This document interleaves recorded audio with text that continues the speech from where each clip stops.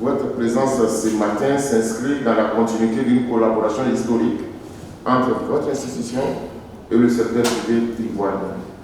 Ce partenariat a déjà permis de concrétiser des investissements structurants dans des domaines stratégiques tels que l'énergie, l'agro-industrie, l'inclusion financière et les infrastructures. Cette dynamique a franchi un cap décisif le 29 janvier dernier avec la signature de notre protocole d'accord dédié à l'initiative Global Champions Acceleration. L'ambition de cette initiative est claire, accompagner des entreprises à fort potentiel dans leur changement d'échelle, afin d'accroître massivement leur capacité de création d'emplois et de renforcer la contribution du secteur privé à la transformation structurelle de notre économie. C'est précisément cette vision partagée qui justifie la présence autour de cette table des chefs d'entreprise avec lesquels vous avez souhaité échanger ce matin. La communauté des chefs d'entreprise fonde d'immenses espoirs sur cette initiative. Nous sommes convaincus de sa réussite en raison de la vision que vous incarnez et surtout des actes forts que vous avez posés depuis votre nomination à la tête de la SFI en 2021. Vous avez réorienté les financements afin de capitaliser directement les entreprises, renforçant ainsi leurs fonds propres. Vous avez impulsé les prêts en devise locale pour protéger la croissance des entreprises face aux risques d'échange. Vous portez enfin un plaidoyer constant sur les grandes tribunes mondiales pour exiger la construction d'écosystèmes favorables à la montée en puissance du secteur privé africain en plaçant l'entrepreneuriat des femmes et des jeunes au cœur de cette dynamique. Voici, Monsieur le Directeur Général, autant de raisons qui nous amènent à envisager l'avenir avec une très grande confiance. Tout à fait en ligne avec ce que la SFI est en train de faire. Nous sommes en train de lancer un exercice qui s'appelle AFC 2030, qui signifie SFI 2030. Et nous avons des axes très très clairs. Au centre de cette stratégie, la création d'emplois. La création d'emplois constitue aujourd'hui l'axe majeur de tout ce que nous faisons. J'ai cru comprendre qu'il y avait un chiffre magique de 8 millions d'emplois à créer et qui constitue un peu votre manière de piloter tous les efforts qui sont mis en œuvre. Je voulais vous dire que nous partageons cet objectif et tout ce que je voudrais qu'on fasse viserait à régler au moins partiellement ce problème de l'emploi. Nous avons une jeunesse qui est ambitieuse, nous avons une jeunesse qui a des besoins énormes. Nous avons une jeunesse qui, si on ne satisfait pas ces besoins, demain peut tourner mal et créer des situations qui ramèneront notre continent en arrière. Nous avons vu dans certaines situations comment cela a mené à des situations qui n'étaient pas désirables. Donc je crois que la question de l'emploi, satisfaire les besoins des jeunes qui arrivent sur le marché du travail aujourd'hui, non seulement une obligation pour le développement de l'économie des pays, mais également pour la stabilité des pays et la paix. Aujourd'hui, il est clair que la Côte d'Ivoire constitue un pays phare dans la sous-région, un pays qui a réussi à avoir des taux de croissance élevés, qui a un potentiel qui est énorme, cela a toujours été le cas, et qui aujourd'hui peut jouer un rôle de locomotive, non seulement dans la sous-région, mais pour ce continent. Donc je commencerai d'abord par dire que l'ambition ne doit pas être une ambition ouest-africaine. L'ambition doit être africaine. Je participe à des forats en Afrique et malheureusement je trouve qu'il n'y a pas assez de représentation du patronat francophone. Donc je crois qu'un des premiers axes, je crois, dans l'expansion de notre travail de soutien des champions nationaux, c'est de donner également la possibilité à ces champions nationaux qui sont en Côte d'Ivoire de pouvoir rayonner bien au-delà de la Côte d'Ivoire, d'aller bien au-delà du Sénégal, bien au-delà du Mali, bien au-delà de la Guinée, mais d'être présent également au Nigeria, au Ghana, au Kenya, en Tanzanie. Donc ça c'est un premier axe que je voudrais, du point de vue de l'ambition d'aller au-delà. Nous avons eu la chance d'avoir un CEO Forum CO2 organisé à Abidjan, qui regroupe des partenaires. Le prochain aura lieu à Kigali. Je crois que celui d'après certainement reviendra à Abidjan, mais je voudrais laisser ça à Éthiopie qui va en discuter. Mais dans toutes ces rencontres, je voudrais que vraiment on pense au-delà de l'Afrique francophone, qui est bien sûr l'écosystème naturel dans lequel les gens sont à l'aise. Je pense qu'il y a ces marchés sont énormes. J'ai eu la chance de vivre moi-même 3 ans au Kenya. Je peux vous dire que ce ne sont pas des petits marchés et ça permettrait d'avoir une expansion. C'est le premier point. Le second point, c'est dans nos pays, nous avons de plus en plus des lois qui sont des lois qui aident le secteur privé, qui sur papier devraient créer un environnement des affaires qui soit favorable. Malheureusement, l'exécution n'est pas toujours au niveau des ambitions que nous avons. Donc, un des éléments de discussion que j'aurai avec les autorités, c'est de voir comment on peut réduire ce gap entre ce qui est sur papier et ce que vous vivez.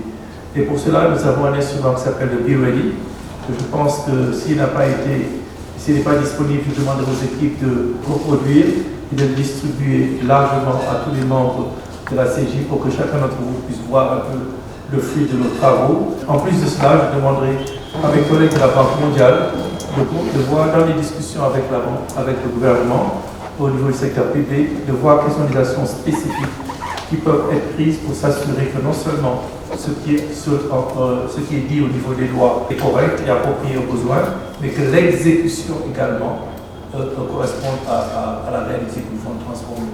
Je mettrai vraiment un accent tout particulier sur l'exécution.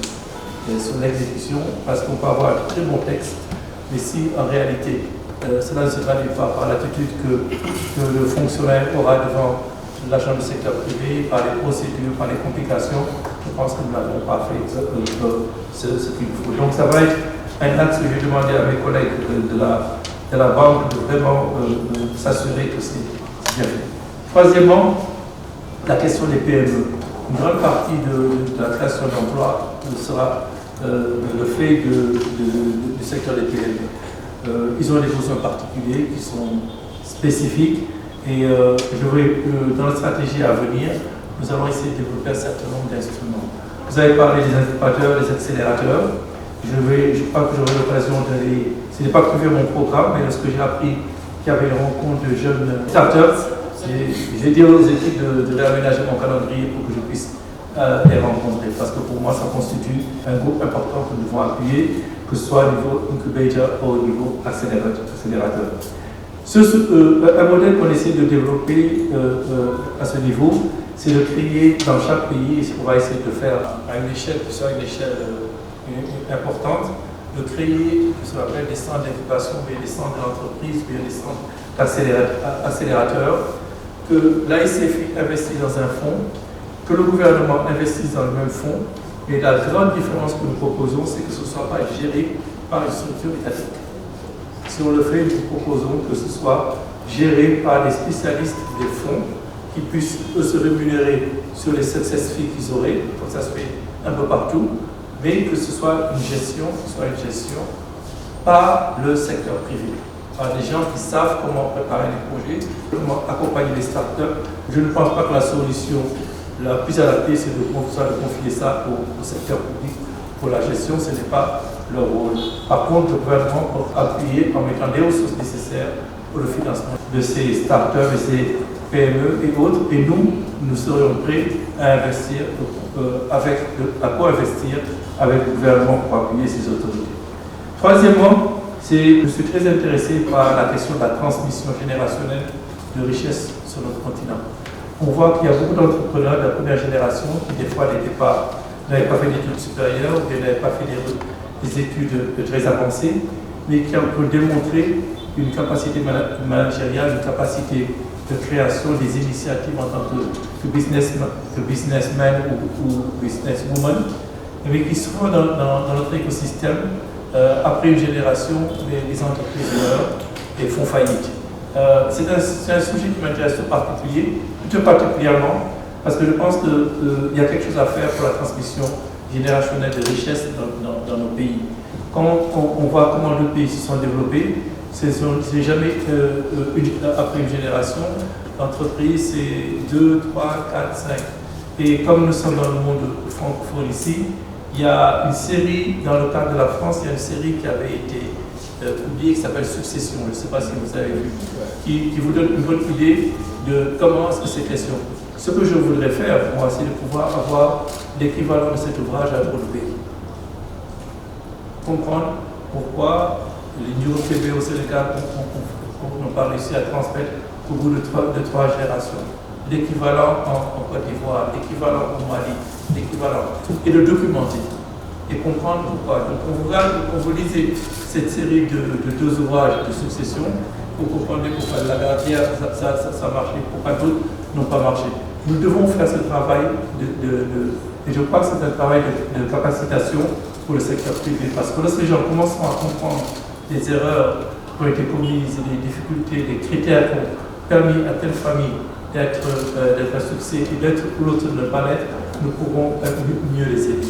Donc c'est quelque chose que Éthiopie et moi, nous pensons à lancer une initiative similaire au niveau continental, parce que je pense que ce n'est pas assez documenté pour que les gens comprennent. Et si on réussit à le faire, je souhaiterais que les écoles de commerce qui forment les jeunes, les futurs entrepreneurs, puissent utiliser ce savoir pour pouvoir apprendre aux futurs entrepreneurs qui vont arriver sur le marché du travail, qui des fois ne sont pas bien préparés à faire face à des défis qui ne sont pas les défis auxquels font face leurs homologues français ou leurs homologues anglais ou américains.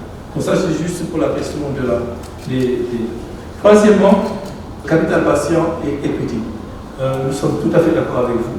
Nous voulons continuer à le faire à travers soit des investissements directs ou à travers des fonds.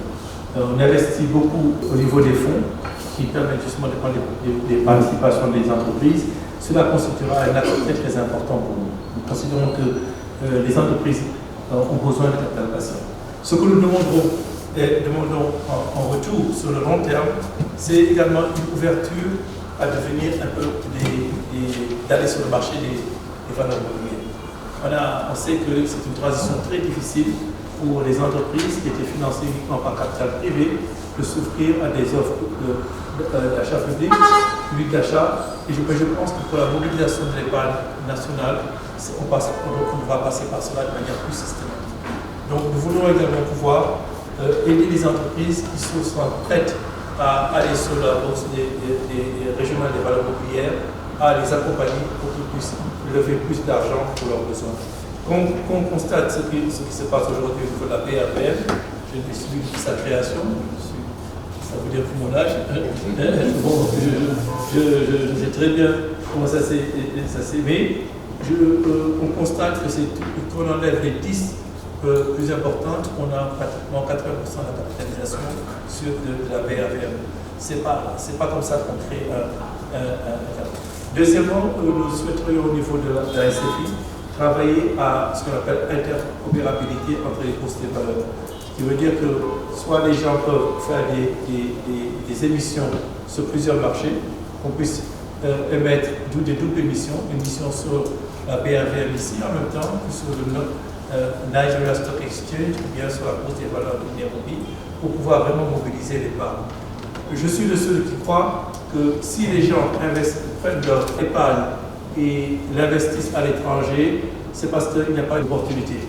Mais chaque fois qu'il y a du papier de qualité, ce papier est sursouscrit en Afrique, que ce soit la Sonatel, que ce soit la Société Générale de Côte d'Ivoire. Quand il y a des bons papiers, les gens achètent. Donc le problème, c'est comment offrir plus de bons papiers sur le marché. Et c'est pourquoi je pense que si on réussit à accompagner plus d'entreprises à aller sur la bourse régionale des valeurs mobilières, on pourra mobiliser encore plus d'argent. Et notre nom peut aider et donner confiance peut-être à certains épargnants locaux à investir dans ces sociétés-là. C'est un peu comme ça qu'on voit le travail de l'equity. Ce n'est pas simplement de mettre de l'equity, mais d'utiliser cela comme étant un élément catalyste pour pouvoir encore mobiliser d'autres ressources des gens qui peut-être n'auraient pas investi si nous ne militons pas dans le capital de ces sociétés.